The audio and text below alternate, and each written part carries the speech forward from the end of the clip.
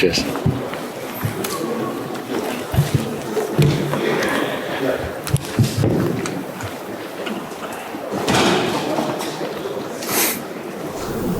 Okay, we're ready to go. We're going to go with Rory first. Go ahead.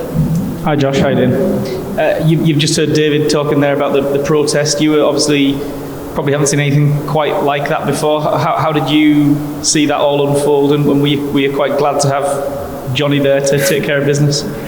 Well, I was. My back was turned at the start. I didn't see it, and then I think I heard Jonny just shouting no, and I saw him running after him. But obviously, what he did was obviously a good thing. because obviously, if they put the power on to the wicket, who knows where the game would be now.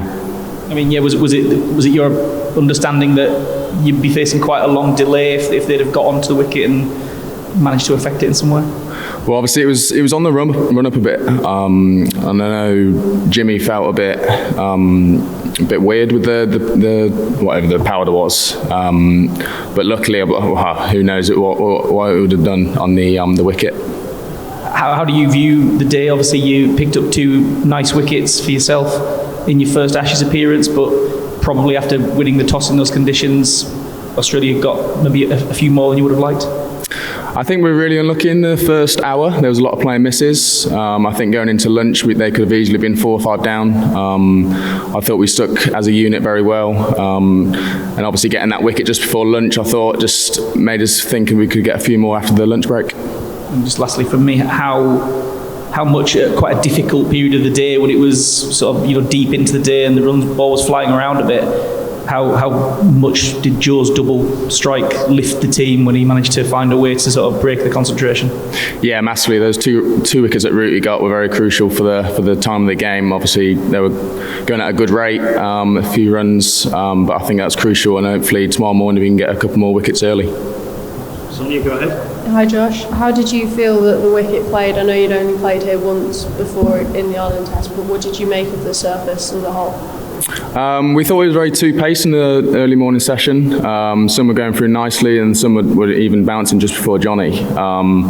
Maybe we thought we would have been doing it a bit more, but I thought we stuck to our task quite well. Mel, go ahead. Just without having a frontline spinner in the team this week, what is sort of the talk around the seam bowlers in how you're not going to have the relieving break perhaps of someone to bowl extensive number of spin overs? I think like with the wicket, it is obviously a green top, but I think coming early morning here, winning the toss and bowling, obviously we would have liked a few more wickets in that early session, but I know Rooty can hold up a good end. Obviously you got those 2 wickets for us, which were crucial for the end of the day. Will, Stephen and... Hi Josh, I know you're not the team doctor, but could you give us a feel for how Ollie Pope is, and should we expect him to field and bat tomorrow or later in the game?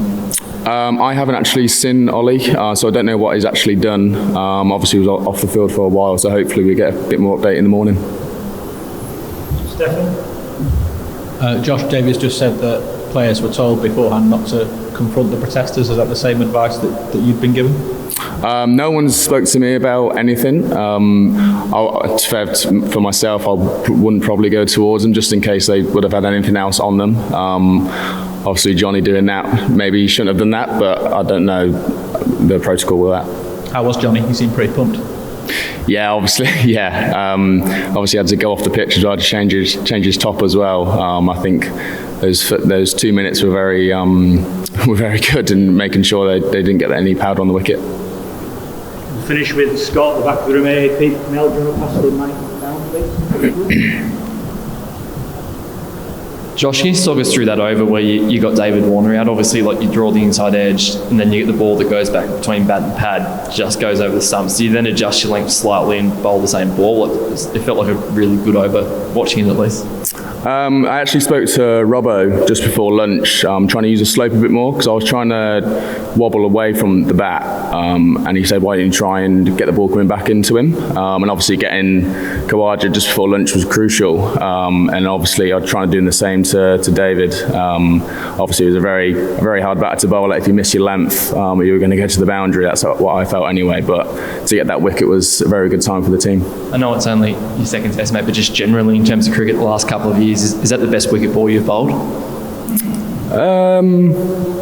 I'd say getting Steve Smith out's not too bad. I mean the ball, not the batter you got outside, just the ball in general. Yeah, the ball. Yeah, it was a good ball. I haven't properly looked back at it yet, but I think listening to the lads, it was a very good ball.